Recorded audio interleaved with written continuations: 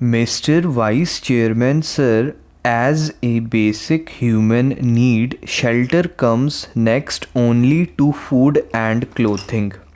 Even the early man discovered caves to seek shelter against the vagaries of nature.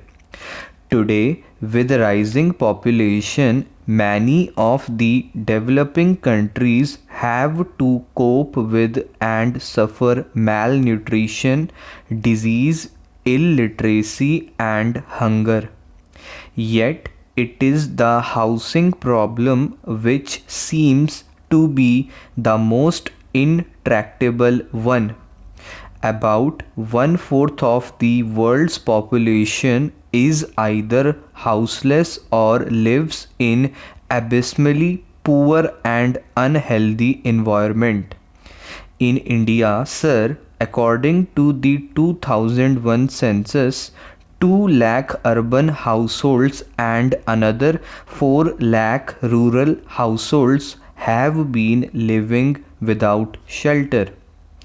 Taking into account the overcrowding and the awful congestion and the need to replace the kacha houses and repair the degraded and dilapidated ones, the actual housing deficit is to the tune of 59 lakhs in urban areas and 188 lakhs in rural areas.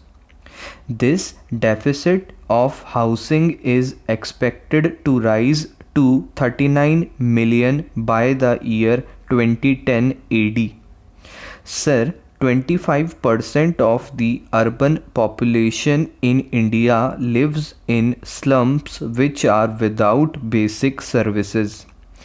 Another 20% of the urban population consists of households that are slum dwellers and live in single room units. Sir, this is the housing scenario in our country at the moment. In the early years of our planning with the weak economy that was inherited at the time of independence, housing was not on the top of national agenda. The first priority obviously was to provide food for the people.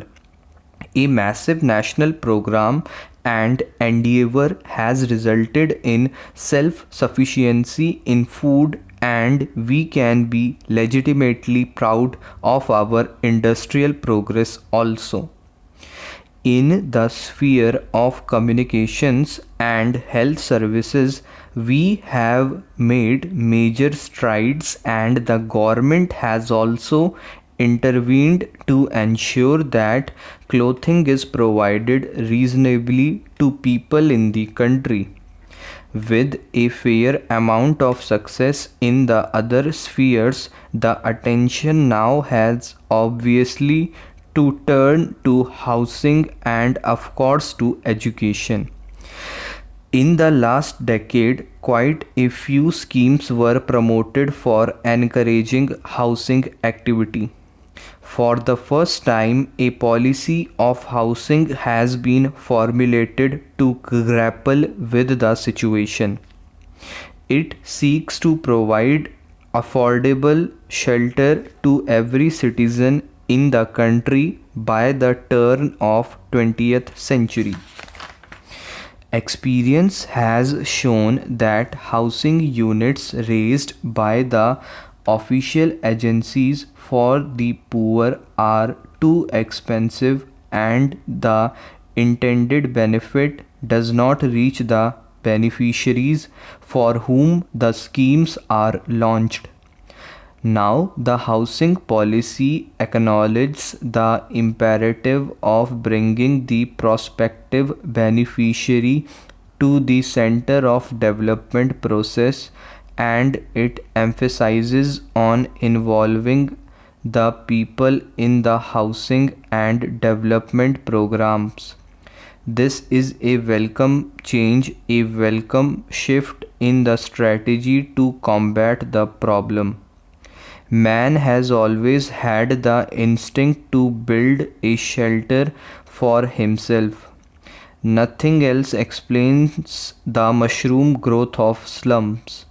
However, a slum dweller being in constant fear of being evicted from the land which he has encroached upon does not really spend much on building a shanty for himself, even by his own standard.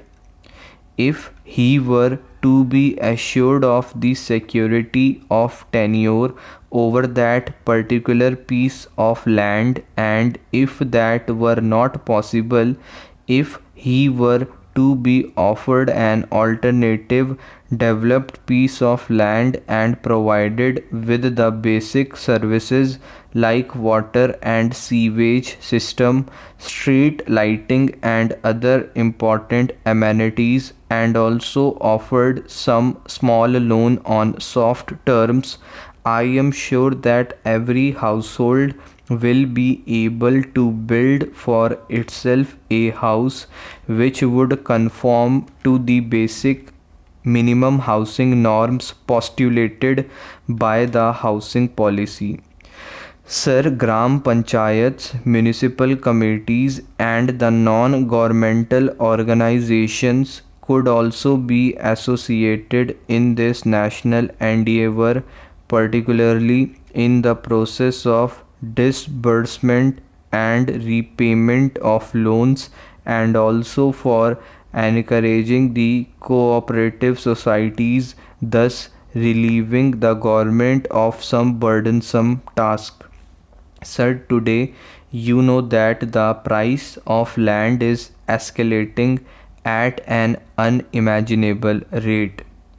Big business people, big land developers, and property dealers enter the business of real estate, which leads to speculation, and this has raised the price of a small housing plot to such a high level that at least 60% of the population cannot afford even a plot of 15 square meter, which is the minimum norm fixed for housing in the urban areas by the government. Sir, it is in this perspective that I say that any housing policy can serve a useful purpose only if the task of developing the land for housing purposes is taken over entirely by the government. The role of private builders in contributing to the housing activity in the cities cannot be undermined. But cases are not wanting where people investing their lifelong savings in a house plot have been cheated by the property dealers. Land mafias have come up in almost all the major towns and cities of the country.